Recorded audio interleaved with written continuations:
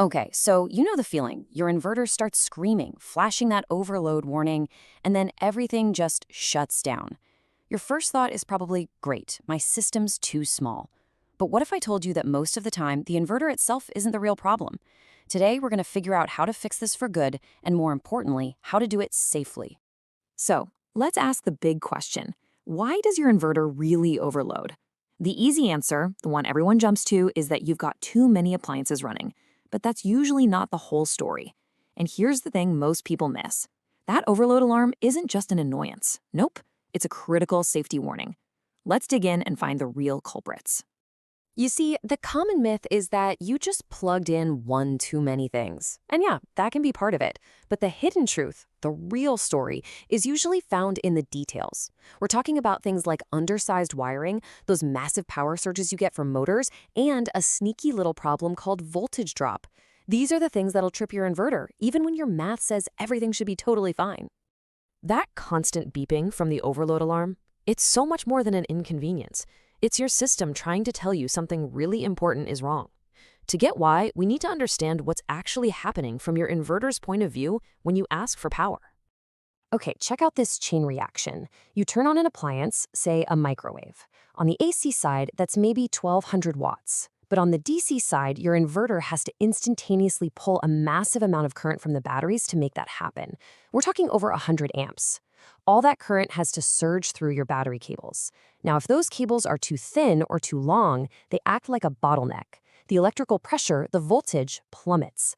And your inverter, it sees that voltage sag and immediately shuts down to protect itself, basically thinking your battery just died. This whole thing is called voltage drop. The best way to think about it is like a garden hose. A nice, thick wire is a wide-open hose, water flows freely. But a thin wire? That's like putting a big kink in the hose. It seriously restricts the flow. The more current or water you try to force through that kink, the more pressure you lose on the other side. Your inverter sees that loss of pressure and hits the emergency brake. And here's where it gets really, really dangerous. All that lost energy, that voltage drop, has to go somewhere. And where it goes is heat. It turns your wires into heating elements. Now look at that formula. See how the current, the I, is squared? That is so critical to understand. It means if you double the current, you don't just double the heat, you quadruple it. This is exactly how electrical fires start. And then you've got your surge loads. We're talking about anything with a motor, your fridge, a well pump, an air conditioner. For just a split second when they kick on, they can draw 2, 3, even 5 times their normal running power. That incredible instantaneous demand for current is one of the most common triggers for an overload shutdown. So let's be crystal clear about this. An overload alarm is not just your system telling you it's working hard. It is a fire warning. It's your system's last-ditch effort to tell you that the amount of current flowing through your wires is way beyond safe limits and is generating dangerous levels of heat. All right, now that we understand just how serious this is, let's put on our detective hats. I'm going to walk you through, step by step, how to find the real source of the problem in your system so you can fix it the right way. First, let's start on the AC side, the stuff you plug in. Do some quick math, add up the wattage of everything that's running. How does that number compare to your inverter's continuous rating? Not the surge rating, the continuous one.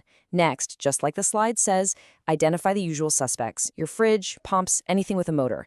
Then run a little experiment. Turn everything off. Now, turn things back on one by one. Wait for the fridge to kick on. Then try the microwave. You'll find the culprit that's pushing you over the edge. Okay, now for the DC side, which is often the real problem. Go physically look at your battery cables. Are they thick and beefy, like proper welding cables? Are they as short as possible? Are the terminals clean, shiny, and tight? Because believe me, thin, long cables with corroded connections are a recipe for voltage drop. And if you have a voltmeter, here's a great test.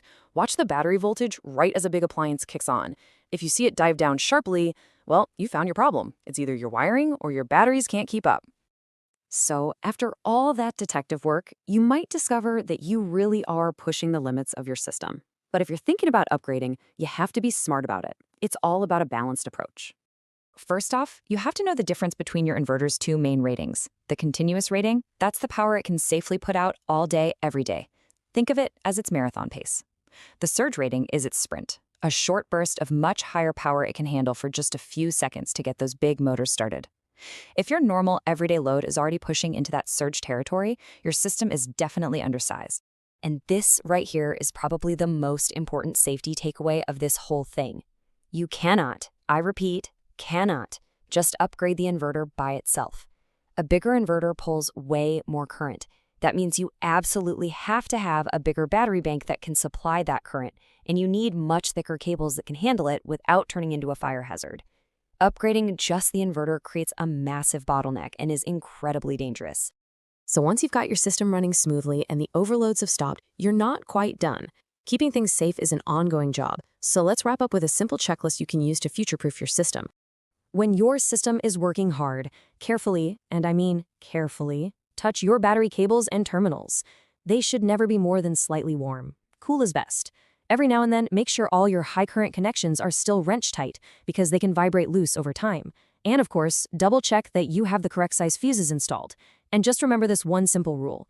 If anything in your high-power wiring feels hot to the touch, it's not working hard. It's failing. Shut the system down immediately and figure out why. At the end of the day, fixing an inverter overload isn't about just guessing and throwing a bigger, more expensive box at the problem. It's about understanding the physics of what's happening. It's about seeing the complete system, the appliances, the wires, the batteries, all of it. Once you see that whole picture, you can build a system that's not just more powerful, but one that's genuinely safe and truly reliable.